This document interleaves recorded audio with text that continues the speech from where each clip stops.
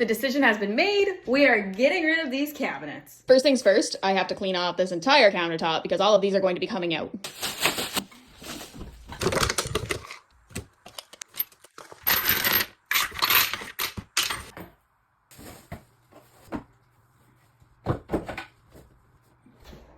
I got distracted last night and ended up doing some cooking once I cleaned the countertop, so now let's take the cabinets out. We'll see.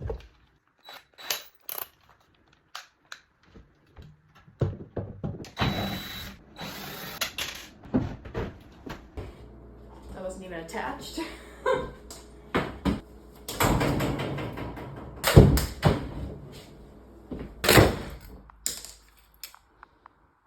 Yep, works for me. So we no longer have a functioning kitchen. Be sure to follow along because the new cabinets are in Thursday.